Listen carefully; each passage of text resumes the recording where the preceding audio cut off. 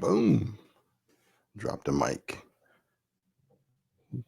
Well, here I am. It's this episode. This is the second live on a Friday.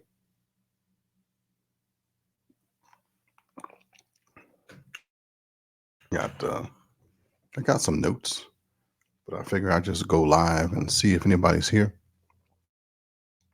Well, you can ask me anything. We're gonna try the I don't know what you call that thing.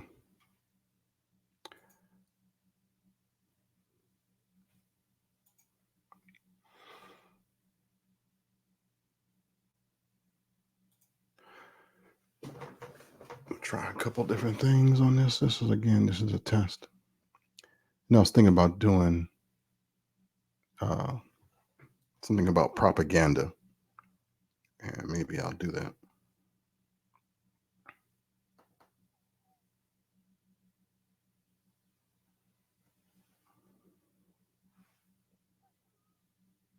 Yeah, maybe I'll just do that.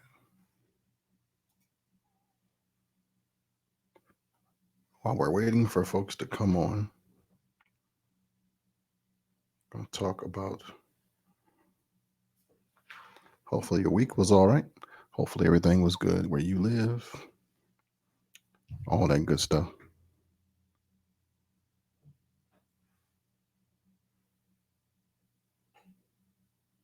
Hmm. Yeah, let's just talk about this thing. One of the things I plan to do on my new channel is introduce ideas and concepts to you that you won't get anywhere else that I believe will make you smarter. I don't want you to be a victim about anything. I don't want you to be taken in by the snake oil salesman of today.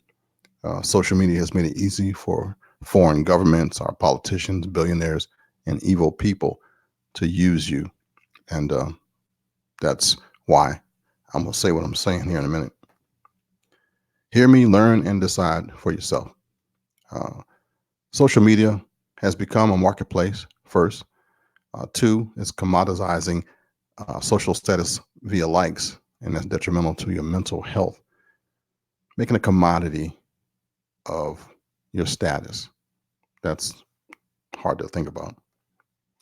Believe it or not, number three, personal data is being sought and sold and bought by the highest bidder, and folks don't realize that.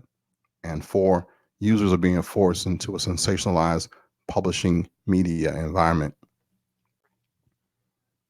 So if you can feel what I'm saying, keep on listening. And if anybody pops on, then hey, then you're here.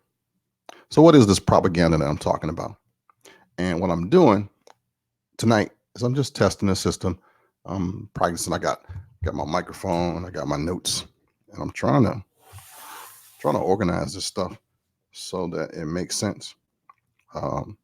Also, I'm here. If you want to interrupt me from this stream of thought, and we just talk, and you ask me anything you want to ask, and we can go from there. But I'm talking about propaganda right now, and it's a set of messages intended to influence opinions of the masses, not giving the opponents any opportunity to refute the idea. We used to think that the news was the truth, and some people still do, unfortunately. It's influenced now by propaganda. So instead of telling people the truth, propaganda often aims at manipulation of ideas to influence your behavior, what to do, what to buy, where to go, who to trust. And actually, most of us at many points of life and just time fall prey to this stuff and attempt to do things they suggest us to do. So I'm just bringing this to your attention so you can, so you'll know it. Now, this is a word you hear all the time, bandwagon. Bandwagon is not only for people who want to be on a winning team. It also aims at persuading people to do certain things because many other people are doing it. An example can be a soft drink advertisement wherein a large group of people is shown drinking the same soft drink. People feel induced to opt for that drink as it is shown to be consumed by many. Snob appeal is a reverse of the bandwagon. And it indicates that buying a certain product will make you stand out from the rest and that the masses can't afford it. Now, couple products that are like that.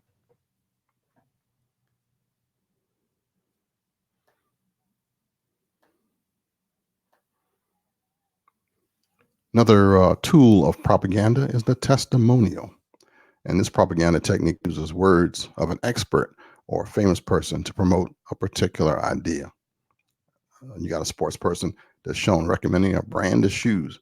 Now, generally, people idealize some celebrities. So, celebrities are used to advertise these products. And a testimonial to work has to be reasonable. But advertisers are cautioned not to use false testimonies as they lack authenticity, but people still fall for it. We even ask for celebrities. If I had a really good product, say I was going to talk about Kool-Aid, and I said, this Kool-Aid was used by John Smith, you wouldn't care. But if I mentioned Beyonce or LeBron James or somebody that you recognize, then you'll pay attention. Testimonial. We've been programmed to take the opinion of some people over others.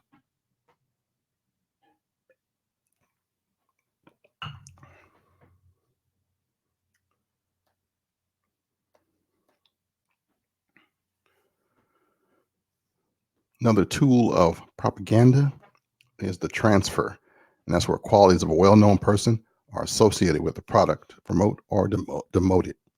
And linking an item to a respected person is positive transfer. Creating an analogy between the disliked person and the product is a negative transfer. And it's also used during war. During World War II, they used to talk about the Japanese and the Germans a lot in a negative sense. So it made us feel what the government wanted us to feel, ready to fight.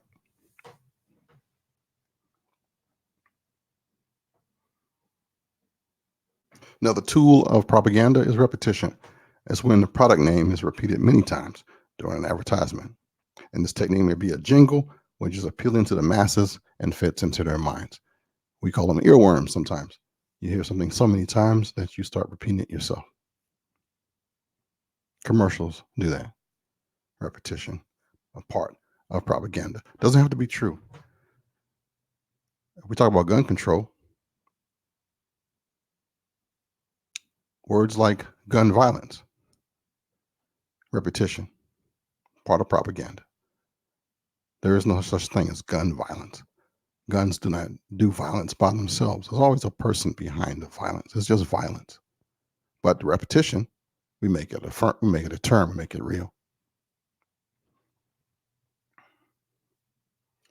And talking about emotional words, another tool, guns is like that. It's meant to generate positive feelings or negative. Words like luxury or paradise are used to evoke certain feelings. And guns, just the opposite. Name calling, also called stereotyping or labeling, is another propaganda technique. And that is a big thing coming from the government right now. Direct attack on an opponent is likely to annoy the audience. Indirect name calling is used anyway. And in case, sometimes sarcasm is also used. Cartoons and photographs are used in name calling. And this is a big technique in politics. Just some of the stuff that's happening in the world, in the real world, with propaganda and propagandas in our media. Another technique of propaganda is the plain folks technique. That's when common people are attracted on the basis of their common values, and the current vernacular of their target audience is news. Like scholastic terms, speech seems artificial, so errors are made on purpose to give the feeling of spontaneity. Homey words, as they are called, are used so that their audience can connect to the propagandist. It's morning in America as an example of the plain folks strategy. Bet you never thought about that, right? Every day. And TV more and more is becoming propaganda, making you think a certain way, making you feel a certain way, trying to evoke emotions. Things are placed on Facebook in our social media streams, not always by people we know, but by foreign entities, politicians, a lot of different people to make us think a certain way. I just wanted to bring this up. I'm going to do a full-blown presentation probably in the future. This is like my test as I just test my system. I got my microphone working. I got the green screen behind me doing something. Someday I'll get a chance to make it do something cool, but right now it's just doing its thing. It's Friday night and I didn't get paid, and it's just me and you. Um, but this is an Ask Me Anything segment. I figured I'd hang out for just a few moments. And if you want to come on board and we just chat, or you want to ask me a question, I am here, chilling like a villain. It's kind of warm in here, actually. I have to bring my fan. I wonder if oh, that's right. Temperature is actually down. It's probably cooler outside than it is in here. But that's the thing. Oh, nope, nobody's there.